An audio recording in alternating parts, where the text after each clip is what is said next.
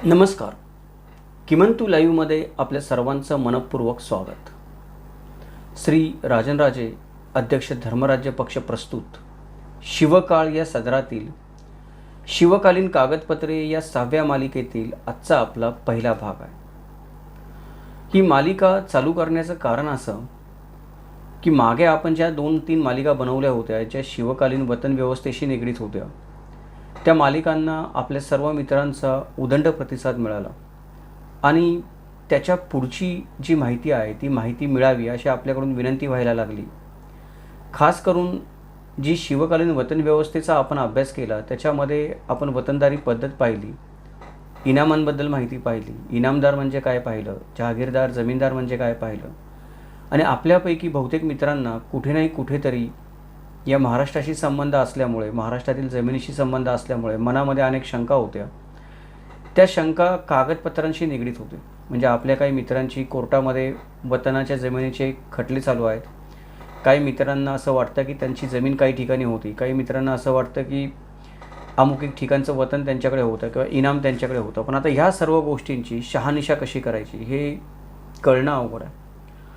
आणि हे कळणं अवघड आहे त्याचं कारण असं आहे की फक्त कोर्ट कचेऱ्या करून या गोष्टी कळत नाहीत किंवा महसूल विभागातली कागदपत्रं पाहून आपल्याला जमिनीचा विवाद जो आहे तो जमिनीचा विवाद समजत नाही.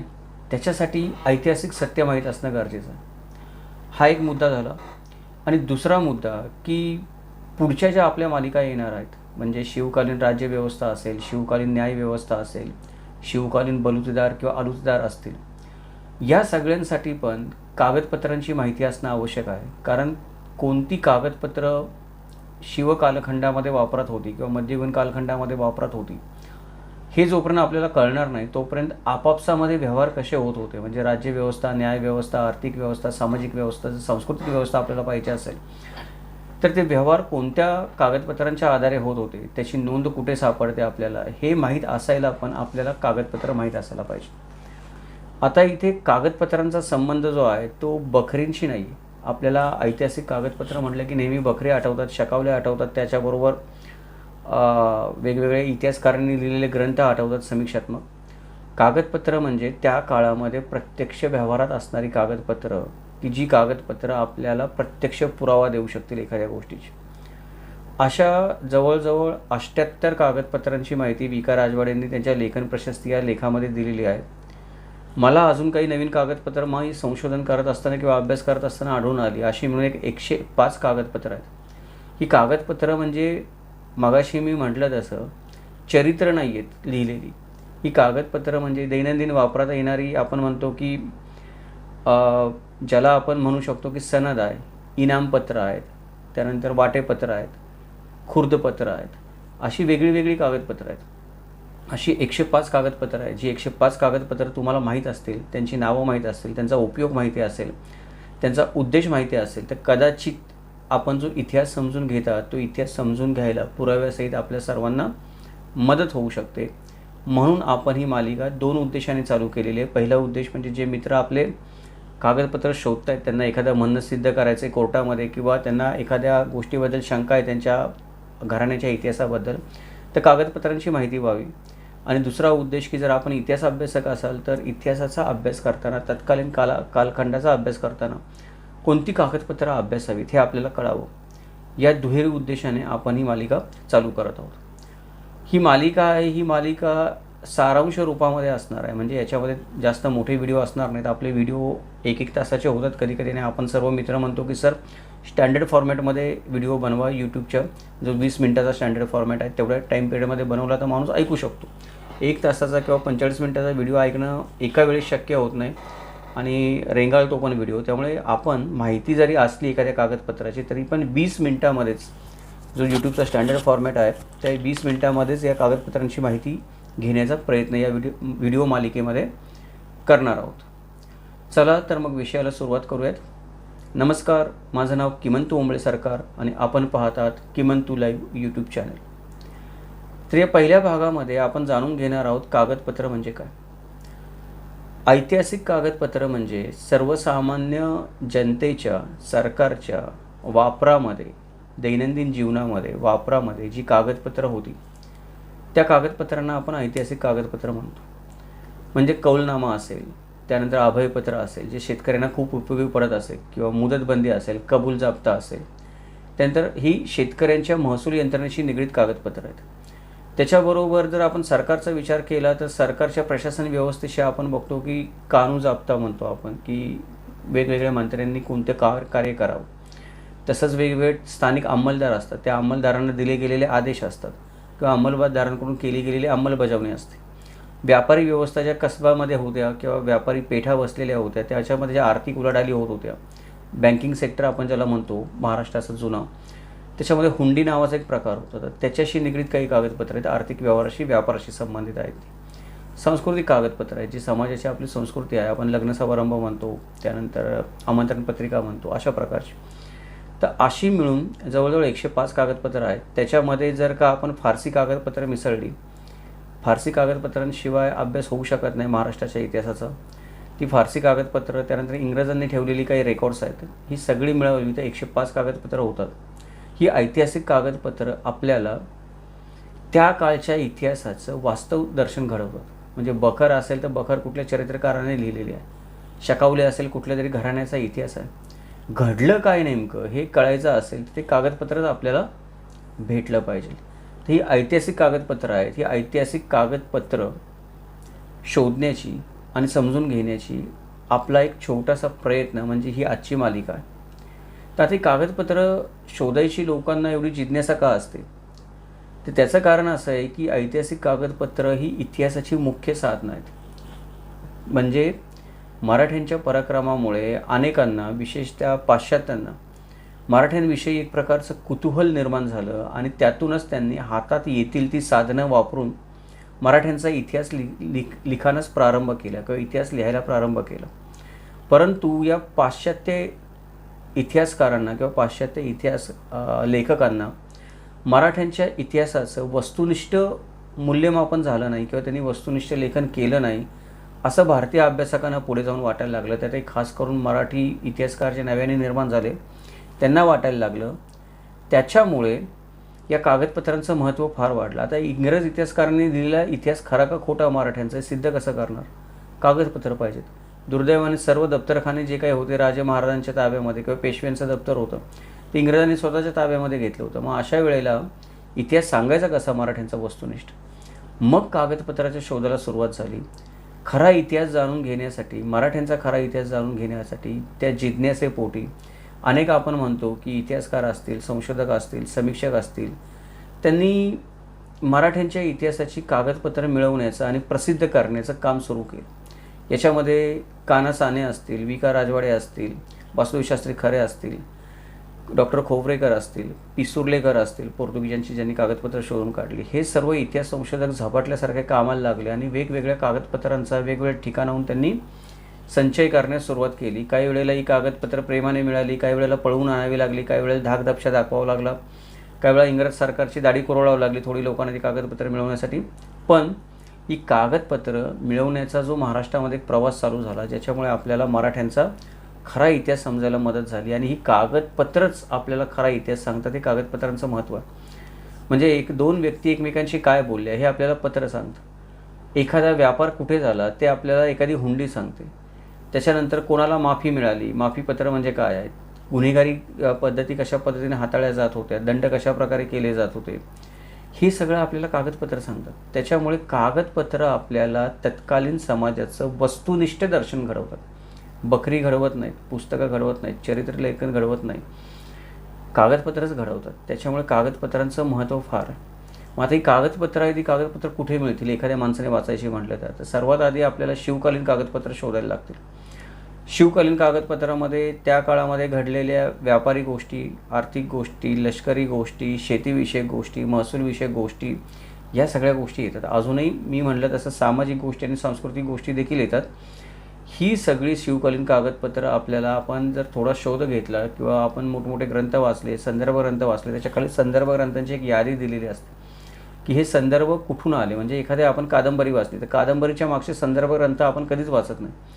त्या कादंबरीच्या मागे जे शेवटच्या पानावर एक 20, 25, 50, कधी 100 संदर्भ ग्रंथांची यादी असते. ते सगळे संदर्भ ग्रंथ तुम्ही वाचले तर प्रत्येक संदर्भ ग्रंथामध्ये परत तुम्हाला एक 100 कागदपत्रांचे संदर्भ सापडतील. ती कागदपत्रं कुठेतरी वाचायला मिळाली तुम्हाला, तर त्यातून परत अजून तुम्हाला 100 संदर्भ सापडतील दुसऱ्या कोणत्या तरी गोष्टीचे. अशा प्रकारे आपण शिवकालीन कागदपत्रांचा संदर्भाच्या साहाय्याने शोध घेऊ शकतो. आजकाल आपल्याला सहज कळू शकतं. त्याच्यानंतर वेगवेगळ्या लेखकांनी वेगवेगळी पत्रं प्रकाशित केलेली आहेत. मोगल दरबारचे अकबर प्रकाशित केलेले आहेत. त्याचबरोबर दप्तरखान्यामध्ये कुठली माहिती आहे त्याची एक सूची प्रकाशित केलेली आहे. ह्या सगळ्या गोष्टी पण आपण जर शोध घेतल्या इतिहासाच्या तर आपल्याला कळू शकतात. जर आपण शोधायचं म्हटलं तर कादंबरीच्या बाहेर जाऊन इतिहास वाचायचा म्हटलं तर. त्याच्यामुळे कागदपत्र जर तुम्हाला तपासायचे असतील इतिहास समजून घेण्यासाठी मराठ्यांचं, तर सर्वात पहिली गोष्ट ही केली पाहिजे की शिवकालीन कागदपत्र अभ्यासली पाहिजे. आणि शिवकालीन कागदपत्र अशा रीतीने संदर्भ शोधत जायचं.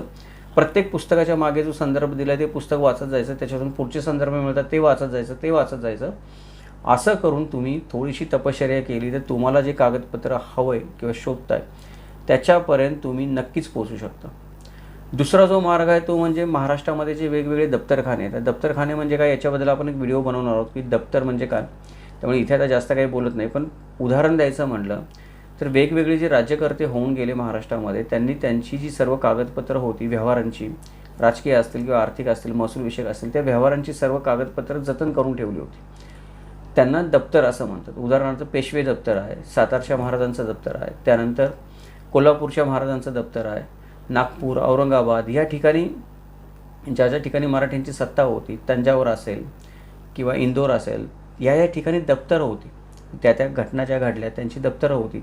जे व्यवहार घडले त्यांची माहिती देणारी किंवा निर्णय राजकीय जे घेतले गेले दरबारामध्ये त्याची नोंद ठेवणारी जे सर्व कागदपत्रं सारांश रूपाने साठवलेली असतात त्यांना दप्तर असं म्हणतात. त्या दप्तरांचा पण जर आपण अभ्यास केला तर आपल्याला भरपूर वस्तुनिष्ठ कागदपत्र मिळू शकतात की इकडे तिकडे फिरायचं नाही. हे दप्तर जिथे ठेवलेलं आहे तिथे जायचं आणि डायरेक्टली त्या ठिकाणी जाऊन अभ्यास करायचा ते कागदपत्र शोधून, किंवा मग ज्या लेखकांनी या दप्तरांचा अभ्यास केलेला आहे आणि त्यांची कागदपत्रांची सूची प्रकाशित केलेली माहिती दिलेली आहे ती कागदपत्र वाचायची. अशा प्रकारे पण आपल्याला माहिती मिळू शकते. तिसरा जो मार्ग आहे तो म्हणजे प्रसिद्ध व्यक्तींची हस्ताक्षरयुक्त पत्र प्रसिद्ध झालेली आहेत. खास करून डॉक्टर खोब्रेकर आणि दुसरे एक त्यांचे मित्र आहेत त्यांनी प्रकाशित केलेले आहेत. मला आता नाव पटकन आठवत नाही, जी.व. रायबल.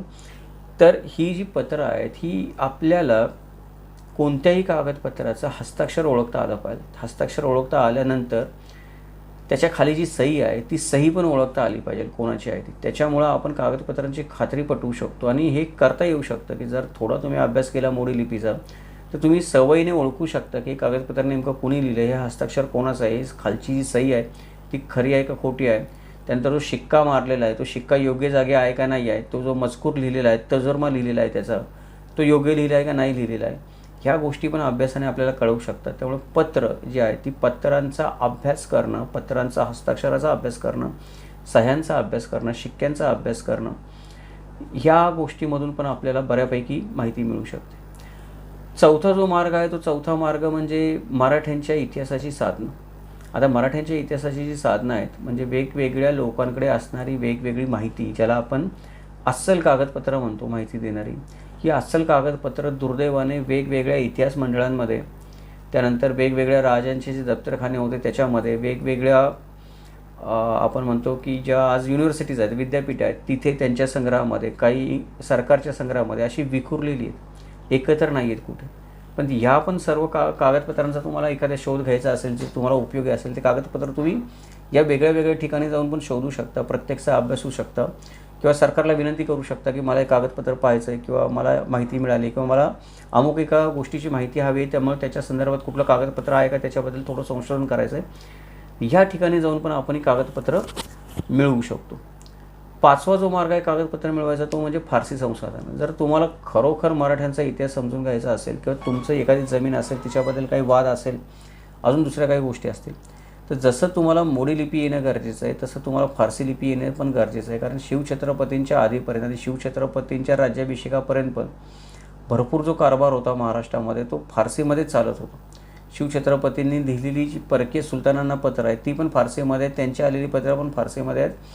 त्याचबरोबर आजूबाजूच्या राजवटी ज्या मुसलमान होत्या शिवछत्रपतींच्या कालखंडामध्ये, नंतर पण निजामाचं राज्य होतं किंवा बाकीच्या गोष्टी होत्या, तर तिथे पण फारसीमध्येच कारभार चालत असे बऱ्यापैकी. त्यामुळं जेवढं मराठ्यांचा इतिहास समजण्यासाठी मोडी लिपी येणं गरजेचं आहे तेवढं फारसी भाषा येणं पण गरजेचं आहे. आणि त्याचबरोबर त्या फारसी भाषेमध्ये कुठली कागदपत्र आपल्या महाराष्ट्राच्या इतिहासासाठी महत्त्वाची आहेत, ज्याच्यामध्ये आपल्याला महाराष्ट्राचा इतिहास कळू शकतो, आपल्या घराण्याचा इतिहास कळू शकतो, काही माहिती कळू शकते, ते पण माहिती असणं आपल्याला गरजेचं आहे. त्यातल्या त्यात अखबारनामा आणि तवारिका हे जे 2 प्रकार आहेत हे तर वाचता आलेच पाहिजेत माणसाला. त्यातले भरपूर अखबार आहेत, त्या अखबार मराठीमध्ये ट्रान्सलेट झालेले आहेत, तवारिकांचं पण मराठीमध्ये ट्रान्सलेशन झालेलं आहे. जे काही नाही आहे ते पण हळूहळू होईल, पण आपल्याला मुळातूनच वाचता आलं तर चांगली गोष्ट आहे. कारण आपल्या घराण्याबद्दल एखादा महत्त्वपूर्ण आपण म्हणू शकतो की त्याच्यामध्ये उल्लेख सापडू शकतो, किंवा तुम्हाला कोणी सनद दिली असेल, तुम्हाला कोणी वतन इनाम दिलेलं असेल, तर त्याच्याबद्दल पण फारसी लेखामध्ये एखादा जर तुम्हाला कागद सापडला किंवा एखादी सनद सापडली तर ती तुमच्या म्हणण्याची पुष्टी करण्यासाठी उपयोगी पडू शकते. त्यामुळं मोडी लिपीबरोबरच फारसी भाषा पण अवगत असणं गरजेचं आणि फारसी कागदपत्रांचं पण ज्ञान असणं आवश्यक आहे. त्याचबरोबर 6वा जो आपण म्हणू शकतो की स्रोत आहे कागदपत्रांचा, तो म्हणजे महाराष्ट्र आर्काइव्स. तर महाराष्ट्र पुराभिलेख ही जे आपण म्हणतो की शाखा आहे, पुराभिलेख शास्त्राची जी शाखा आहे महाराष्ट्र शासनाची, त्या पुराभिलेख शाखेमध्ये अक्षरशः हजारोनी करोडोनी कागदपत्र पडून आहेत. करोडोनी म्हणतो मी, वेगवेगळ्या पुराभिलेख शास्त्रामध्ये आणि इतिहास मंडळामध्ये म्हणून.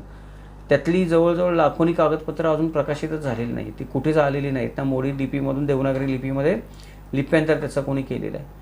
त्याच्यामुळे जर आपल्याला एखादी गोष्ट सापडत नसेल आणि ती शोधायची असेल तर पुराभिलेख शास्त्राला भेट देणं ऑफिसला त्याच्या, आणि तिथे जाऊन जे पुराभिलेख खातं जे आहे, त्या पुराभिलेख खात्याची महाराष्ट्रामध्ये वेगवेगळ्या ठिकाणी आपण म्हणतो की सब ऑफिसेससुद्धा आहेत किंवा उपकार्यालयसुद्धा आहेत. मुख्य कार्यालय मुंबईमध्ये आहे, पण महाराष्ट्रामध्ये काही महत्त्वाच्या ठिकाणी त्यांची उपकार्यालय आहेत. तिथे पण बरेच दस्तावेज आपल्याला अभ्यास करायचे असेल, आपण इतिहास अभ्यासक असाल तर आपल्याला मिळू शकतात. आणि हा फार महत्त्वाचा स्रोत आहे. सर्वात महत्त्वाचा स्रोत हाच आहे की जिथे तुम्हाला कागदपत्र मिळू शकतील. 7वा जो मार्ग आहे तो म्हणजे ऐतिहासिक घराण्यांकडची कागदपत्र, जे आपण ऐतिहासिक घराणी म्हणतो. भोसले घराणा आहे, निंबाळकर आहे, त्यानंतर जाधव असतील, घाटगे असतील, त्याचबरोबर शिर्के असतील, मोहिते असतील, ही सगळी जी ऐतिहासिक घराणी आहेत, ह्या सगळ्या ऐतिहासिक घराण्यांकडं पुष्कळ कागदपत्र आहेत. म्हणजे त्यांच्या वतनाशी संबंधित आहेत, वादविवादाशी संबंधित आहेत, जहागिरीशी संबंधित आहेत, न्यायनिवाड्याशी संबंधित आहेत. पुष्कळ आपल्या मित्रांनी ही कागदपत्र बंबामध्ये टाकून जाळलेली पण आहेत, विका राजवाडे म्हणतात तसं, पण अजूनही बरीचशी शिल्लक राहिलेली आहेत. पण ही कागदपत्र काही लोक वाचायला देतात, काही लोक वाचायला देत नाहीत, काही प्रकाशित आहेत, काही अप्रकाशित आहेत.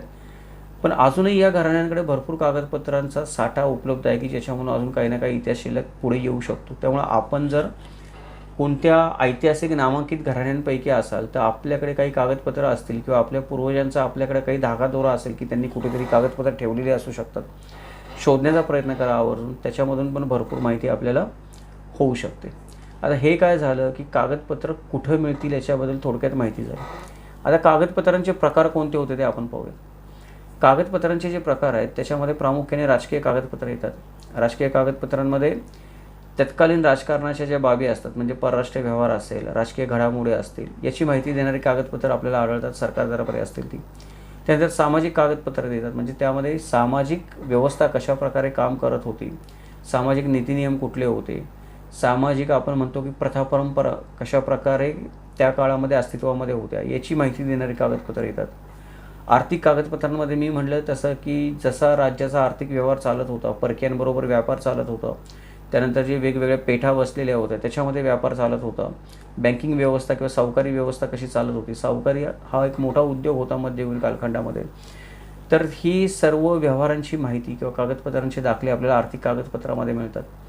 सांस्कृतिक कागदपत्रामध्ये आपल्या घरामध्ये एखादं लग्न असेल, मुंज असेल किंवा ज्याला आपण म्हणतो की एखादं आमंत्रण असेल कुठल्या कार्याचं, तर ही जी सांस्कृतिक देवाणघेवाण होते त्याची पण कागदपत्र आपल्याला उपलब्ध आहेत. औद्योगिक कागदपत्र महाराष्ट्राशी उपलब्ध आहेत. मुख्यपणे सांगायचं म्हणजे आपल्याला वाटतं की महाराष्ट्रामध्ये MIDC नव्हती शिवकाळामध्ये किंवा मध्ययुगीन कालखंडामध्ये, असं नव्हतं. महाराष्ट्रामध्ये पण त्या काळामध्ये अगदी मुघल साम्राज्य इतकं नसेल पण औद्योगिक व्यवस्था होती, व्यापार चालत होता, उद्योगधंदे चालत होते, त्यांची माहिती देणारी पण पुष्कळ कागदपत्र उपलब्ध आहेत. ती आपल्याला औद्योगिक कागदपत्रे या सदरामध्ये भेटतात. तर हे सर्वसाधारणपणे एक ढोबळमानाने 5 प्रकार आहेत कागदपत्रांचे. त्याचबरोबर आता ही सगळी कागदपत्रांचे प्रकार कोणते आपण पाहिले, कुठे मिळतील ते पाहिलं, त्यांचं महत्त्व बघितलं, ऐतिहासिक कागदपत्र म्हणजे काय हे ठरवलं. पण आता हे कागदपत्र जर मला मिळायचे असतील एक सर्वसामान्य माणसाला अभ्यासासाठी किंवा वाचनासाठी, तर त्याच्याविषयी काय धोरण आहे सरकारचं, की ही कागदपत्र मला मिळू शकतात का? तर सध्याच्या घडीला जरा मी मगाशी म्हटलं तसं सध्याच्या घडीला परिस्थिती अशी आहे की कागदपत्र वेगवेगळ्या इतिहास मंडळांकडं, वेगवेगळ्या विद्यापीठांकडं, वेगवेगळ्या सरकारी खात्यांमध्ये, त्यानंतर घराण्यांकडं, काही वैयक्तिक व्यक्तींकडं, देवळांमध्ये वेगवेगळे जे लोकांनी ट्रस्ट स्थापन केले त्या ठिकाणी पण ही कागदपत्र विखुरलेली आहेत. आणि या कागदपत्रांचा मूळ स्रोत तपासणं अवघड होऊन जातं किंवा सर्वसामान्यांना ही माहिती मिळणं अवघड होऊन जातं. सरकारचं पण याच्याबद्दल काही धोरण नाही आहे, मागे कधी नव्हतं आणि आजही नाही आहे. तर मला असं वाटतं की सर्वात पहिलं जे धोरण असायला पाहिजे, जर कागदपत्र अभ्यासासाठी मिळायचे असतील तर या कागदपत्रांचं एकत्रीकरण केलं पाहिजे. ही जी वेगवेगळ्या ठिकाणी, वेगवेगळ्या खात्यांमध्ये, वेगवेगळ्या मंडळांकडे कागदपत्र पडून आहेत, त्यांचा पत्ताच लागत नाही काय आहे ते. ती कागदपत्र कुठंतरी एका डिपार्टमेंटच्या अंतर्गत एकत्र आली पाहिजेत. एकत्र आलेल्या कागदपत्रांचं सूचीकरण केलं पाहिजे, म्हणजे त्याची सूची बनवली पाहिजे, त्याचं वर्गीकरण केलं पाहिजे. आणि शेवटची गोष्ट म्हणजे आज आपल्याला शक्य आहे की या सगळ्या कागदपत्रांचं डिजिटलायझेशन झालं पाहिजे. डिजिटलायझेशन अशासाठी की आज तुम्ही माझा व्हिडिओ पाहताय, तुम्हाला काहीतरी माहिती मिळते, उद्या तुम्हाला असं वाटलं की तुम्हाला अमुक एक कागदपत्राची माहिती पाहिजे जे अस्तित्वामध्ये आहे, तर ते इंटरनेटवर तुम्ही सर्च केलं किंवा आर्काईव्हमध्ये गेला तुम्ही सरकारच्या साईटच्या, तर आर्काईव्हमध्ये आपल्याला ते कागदपत्र मिळालं पाहिजे, शोधता आलं पाहिजे, सापडलं पाहिजे. त्याच्यासाठी मला कुठल्या दरबारामध्ये येरझाऱ्या मारायची गरज नाही, कुठल्या मंडळामध्ये येरझाऱ्या मारायची गरज नाही, कुठल्या सरकारी दरबारामध्ये खात्यामध्ये जायची येरझाऱ्या मारायची गरज नाही. ही कागदपत्र महाराष्ट्राचा मौलिक ठेवा आहेत आणि ती सर्वसामान्यांसाठी उपलब्ध असली पाहिजे. ती कोणाची मालकी नाही. म्हणजे बऱ्याचदा असं होतं की कागदपत्र ज्यांचे संग्रही आहेत ते संग्रह काय त्या कागदपत्रांचे खरं तर, पण ते मालक असल्यासारखे व्यवहार करतात. ठराविक कागदपत्रच प्रकाशित करतात, ठराविकच जनतेसमोर येऊ देतात, ठराविकच पाहू देतात. सरकार दरबारामध्ये पण हे प्रकार चालतात, खाजगी मंडळामध्ये चालतात असं नाही, सरकार दरबारी पण हे प्रकार होत बऱ्याच वेळेला. ती व्यक्ती ज्या पदावर बसते तिच्यावर अवलंबून आहे काय होणार ते. त्याच्यामुळे सगळ्यात पहिली गोष्ट की सरकारने धोरण आखलं पाहिजे की या सर्व कागदपत्रांचं एकत्रीकरण झालं पाहिजे, सूचीकरण झालं पाहिजे आणि त्याचं डिजिटलायझेशन झालं पाहिजे. डिजिटलायझेशनला फार खर्च येतो म्हणून कोणी रडायचं कारण नाही. आपला इतिहास आहे, आपण आपले शिवाजी महाराज म्हणतो, आपण आपला महाराष्ट्र म्हणतो. आपल्या महाराष्ट्राचा, आपल्या महाराजांचा, आपल्या घराण्यांचा, आपल्या पूर्वजांचा इतिहास सर्वांसमोर येण्यासाठी जो काही खर्च येईल तो खर्च सरकारने करणं गरजेचं आहे. रडण्याचं काही कारण नाही. कोणाकडे खाजगी कागदपत्र असले व कुठल्या मंडळाकडे असतील आणि त्यांच्याकडे कोणी मोडीतून देवनागरीमध्ये लिप्यांतर करायला लोक मिळत नसतील, फंड नसतील, तर त्यांनी कागदपत्र सरकारला देऊन टाकावीत. सरकार बघेल त्यांचं काय करायचं ते. पण एक काम होणं गरजेचं आहे. डिजिटलायझेशनचं एक धोरण अंमलात आणलं पाहिजे आणि आपण सर्व इतिहासप्रेमींनी याचा पाठपुरावा केला पाहिजे. त्याच्यानंतर आपण महाराष्ट्राला गड किल्ल्यांचं राज्य म्हणतो, आपल्याला गड किल्ल्यांचा प्रचंड अभिमान आहे. पण दुर्दैवाने आपल्या महाराष्ट्रामध्ये एवढे गड किल्ले आहेत किंवा शिवछत्रपतींचे जेवढे आपण म्हणतो की गड किल्ले त्यांचा स्पर्श झाला ते लोक 375 400 किती सांगतात, किती असतील म्हणतो मी, 2 असतील, 375 असतील, नाही तर 2 किल्ले असतील शिवछत्रपतींचे. पण त्या किल्ल्यांसाठी एक मंत्रालय स्वतंत्र स्थापन झालं पाहिजे. महाराष्ट्रामध्ये गड किल्ल्यांसाठी मंत्रालय नसणं ही एक मोठी दुर्दैवाची गोष्ट आहे. कुठला गड आहे तो कोणाच्या वैयक्तिक मालकीचा आहे, कुठल्या राजवाड्याच्या मालकीचा आहे, कुठला आहे तो कुठला सरकारच्या ताब्यामध्ये आहे, कुठला वन विभागाच्या ताब्यामध्ये आहे, कुठला दिल्लीच्या पुरातत्व खात्याच्या ताब्यामध्ये आहे. त्याच्यामुळे पण काय होतं की त्या गडांची निगा राखण्यामध्ये समस्या निर्माण होते. त्याच्या आजूबाजूला जो प्रदेश आहे त्याच्यामधून काही कागदपत्र उपलब्ध होऊ शकतात किंवा शिलालेख उपलब्ध होऊ शकतात, ताम्रपट उपलब्ध होऊ शकतात. संशोधन करण्यामध्ये अडचणी येतात कारण कुठला गड किल्ला कोणाच्या ताब्यामध्ये आणि त्याचं चाललंय काय कळायला मार्ग नाही. प्रत्येकाचं धोरण वेगळं आहे. जर आपण महाराष्ट्रप्रेमी आहोत तर पहिली गोष्ट म्हणजे आपण त्याच पक्षाला मत दिलं पाहिजे जो गड किल्ल्यांबद्दल स्वतःचं मंत्रालय स्थापन करेल. नाही तर नुसतं नावाला जय महाराष्ट्र, जय भवानी, जय शिवाजी म्हणून काही उपयोग नाही. महाराष्ट्र स्वतंत्र होऊन 75 वर्ष होऊन गेली, राज्य निर्माण होऊन, तरी पण गड किल्ल्यांसाठी मंत्रालय नाही महाराष्ट्रामध्ये. ही मोठी दुर्दैवाची गोष्ट आहे. त्याचबरोबर ही जी कागदपत्रं मी म्हणतो, या कागदपत्रांबद्दल याचं महत्त्व इतकं आहे या कागदपत्रांचं की या कागदपत्रांचं जतन करण्यासाठी किंवा नवीन कागदपत्र उजेडात आणण्यासाठी, असलेल्या कागदपत्रांचे अर्थ समजावून सांगण्यासाठी एका स्वतंत्र मंत्रालयाची गरज आहे. सरकार कोणाचंही असो ते मंत्रालय स्वतंत्र असलं पाहिजे, एवढं त्या कागदपत्रांचं महत्त्व आहे. करोडोंनी कागदपत्र आहेत मित्रांनो, अक्षरशः म्हणजे फक्त पेशवे दप्तरामध्ये करोडोंनी कागदपत्र आहेत. सगळ्या महाराष्ट्रातली एकत्र केली तर किती कागदपत्र होतील. मग त्या सर्व कागदपत्रांचं वेगवेगळ्या ठिकाणी आपण म्हणू की उपकार्यालयामध्ये असेल, मुंबईचं समजा राजधानी पकडली आपण महाराष्ट्राची, तिथे मुख्य कार्यालय असेल. ह्या सगळ्या कागदपत्रांचं जतन करण्यासाठी मगाशी मी म्हटलं तसं एकत्रीकरण, सूचीकरण आणि संगणकीकरण मोठं काम आहे. आज जरी चालू केलं तरी पण मला वाटतं पुढची 20-25 वर्ष हे काम सातत्यानं चालू राहील. आपण जसं मराठी शब्दकोश निर्माण करण्यासाठी प्रयत्न करतो तसे कागदपत्र जतन करण्यासाठी पण आपण प्रयत्न केले पाहिजेत. कागदपत्र फक्त ऐतिहासिक नसतात, आपल्या आध्यात्मिक ग्रंथ पण आहेत, ती पण ऐतिहासिक ठेव आहे, धरोहर आहे, वेगवेगळी माहिती त्याच्यामध्ये सापडते. तर ही सर्व कागदपत्र एकत्र आणण्यासाठी एका मंत्रालयाची गरज आहे. ते काम आज चालू केलं तरी पुढची 20-25 वर्ष चालेल आणि आज आपण नाही चालू केलं तर 20-25 वर्षामध्ये आहे ती कागदपत्र पण धुळीला मिळतील किंवा कुठे आग लागेल त्याच्यामध्ये कागदपत्र जळून जातील, कुठं पाऊस पडेल, कुठं वाळवी लागेल, कुठं दुसरं काहीतरी होईल. ही कोणाच्या ताब्यामध्ये आहेत कागदपत्र, कुठं आहेत याचा कोणाला पायपोसच नाही आहे. त्यामुळे फक्त आपल्याला नंतर अमुक एका लेखकाने संदर्भ दिला होता, हे कागदपत्र अमुक एका ठिकाणी होतं, अशाच प्रकारे त्या गोष्टी आपल्याला बघाव्या लागतील. दुर्दैवाने ती वेळ येऊ नये म्हणून या कागदपत्रांसाठी पण एक मंत्रालय स्थापन करण्याचं आपण धोरण ठेवलं पाहिजे. तर मी या व्हिडिओच्या माध्यमातून या 3 मागण्या करतो आहे. पहिली गोष्ट आहे की मी नेहमीच करत असतो, म्हणजे जेव्हा कोणी मला भेटेल तेव्हा पहिली गोष्ट की कागदपत्रांचं एकत्रीकरण, सूचीकरण आणि संगणकीकरण केलं पाहिजे, शासनाने केलं पाहिजे. ही शासनाची जबाबदारी आहे. महाराष्ट्राचा इतिहास जपणं शासनाची जबाबदारी आहे.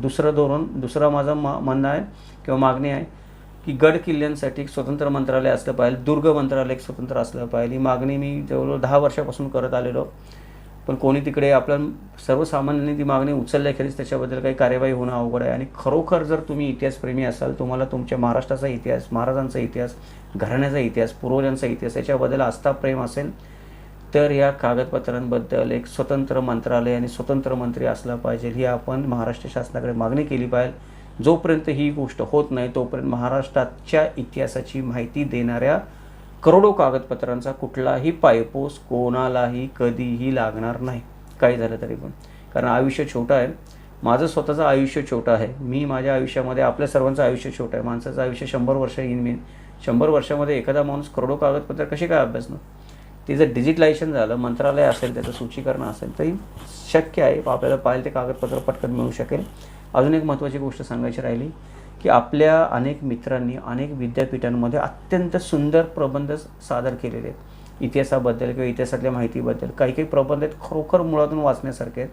ह्या प्रबंधांचा पण कुठे ना कुठेतरी आपण म्हणतो की इतिहासशास्त्राच्या अभ्यासामध्ये समावेश केला पाहिजे. चांगले प्रबंध निवडून ते पण ही कागदपत्र एकत्रित करतो आपण त्याच्यामध्ये सामील केले पाहिजेत वाचण्यासाठी, जेणेकरून सारांश रूपाने एखाद्या विषयाची माहिती सर्वसामान्यांना होऊ शकेल.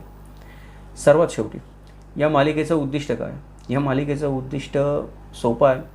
सर्वसामान्यांना कागदपत्राचं महत्त्व कळावं, पहिला मुद्दा. दुसरा मुद्दा, किमान कागदपत्राचं नाव तरी कळावं की किती कागदपत्र आहेत आणि किती प्रकारचे हेच माहीत नाही, तर नाव कळावं. आणि तिसरी गोष्ट म्हणजे थोडक्यात सारांश रूपाने त्या कागदपत्राची माहिती कळावी. ही आपल्या या आत्ताच्या मालिकेची जी 105 भागांची मालिका आहे तिचे उद्दिष्ट आहेत. चला तर मग आपण पुढच्या भागापासून चालू करूयात वेगवेगळ्या कागदपत्रांची माहिती घ्यायला. हा आत्तापर्यंतचा जो शिवकालीन कागदपत्रांची माहिती देणारं जे विश्लेषण मी केलं ते आपल्याला कसं काय वाटलं? आवडलं तर असेल तर आपण त्याच्याशी सहमत असाल तर लाईक करा, शेअर करा, आवर्जून सांगा. जर काही असहमती असेल तर ती पण या व्हिडिओच्या विषयाशी संबंधित असहमती आपण व्यक्त करू शकता. असहमत होण्याचा आपल्या प्रत्येकाला अधिकार आहे, त्याच्याबद्दल आदर पण आहे. पण जो विषय बोलला जातो आहे व्हिडिओमध्ये त्याच्याशी असहमत असलं पाहिजे. व्हिडिओचा विषयच नसलेल्या गोष्टीशी असहमत असेल आणि ते खाली मांडण्यामध्ये काही अर्थ नाही.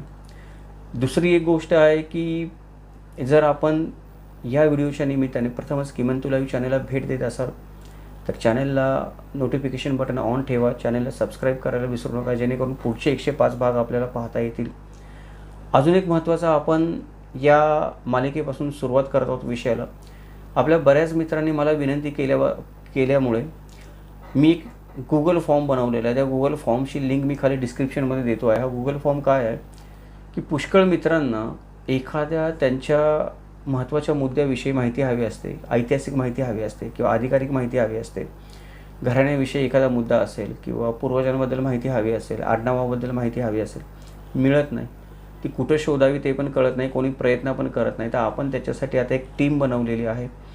जर आपल्यापैकी कोणाला आपल्या घराण्याचा इतिहास, इनामाचा इतिहास, पूर्वजांचा इतिहास, आडनावाचा इतिहास समजून घ्यायचा असेल तर आपण या व्हिडिओच्या खाली दिलेला जो फॉर्म आहे त्या फॉर्मवर क्लिक करून आपली माहिती आणि प्रश्न विचारू शकता. एक नॉमिनल थोडीशी आपल्याला त्याच्यासाठी फी द्यावी लागेल, पण ती फी दिल्यानंतर आपल्याला कॉल येईल परत किंवा आपल्याला लेखी उत्तर पाहिजे असेल तर लेखी उत्तर मिळेल आठवडाभरामध्ये. आणि आपल्याला आपल्या प्रश्नाचं जास्तीत जास्त उत्तर मी आणि माझ्या टीमकडून देण्याचा प्रयत्न करण्यात येईल. पाहूयात आपण या नवीन उपक्रमाला कसं काही यश मिळतं आहे ते. तर आपल्या सर्वांना विनंती आहे की जर कोणाला शंका असेल आणि माझ्याकडून किंवा माझ्या टीमकडून उत्तर हवं असेल तर कृपा करून खाली जो फॉर्म दिलेला आहे तो फॉर्म सबमिट करावा. जास्तीत जास्त प्रयत्न राहील आपल्या सर्वांच्या प्रश्नांचं उत्तर देण्याचा आणि समाधान करण्याचा. अशा प्रकारचे आपण जे व्हिडिओ बनवतो हे सर्व व्हिडिओ बनवण्यासाठी नेहमीच प्रायोजकत्वाची गरज लागत असते, कारण हे सर्व संशोधनपूर्ण व्हिडिओ आहेत. कागदपत्रांची नावं शोधणं, माहिती शोधणं काही सोपं काम नाही. त्याच्यासाठी आपल्याला उदार अंतकरणाने मदत करणारे श्री राजनराजे अध्यक्ष धर्मराज्य पक्ष यांचे देखील या मालिकेला स्पॉन्सरशिप दिल्याबद्दल मनपूर्वक आभार. उद्या आपण भेटूयात एका नवीन कागदपत्राच्या माहितीनिशी. त्याचं नाव आहे अखबार म्हणजे काय. अखबार हे फारसी कागदपत्र आहे. त्या अखबार म्हणजे काय हे आपल्याला माहिती असणं गरजेचं. मागाशी मी म्हटलं तसं सुरुवातच आपण फारसी कागदपत्रांपासून केली, पहिलं मराठ्यांचा इतिहास समजून घेण्यासाठी. तर पुढच्या भागामध्ये आपण पाहूयात अखबार म्हणजे काय. तोपर्यंत पाहत राहा किमान तुला यूट्यूब चॅनल. जय महाराष्ट्र, जगदंब.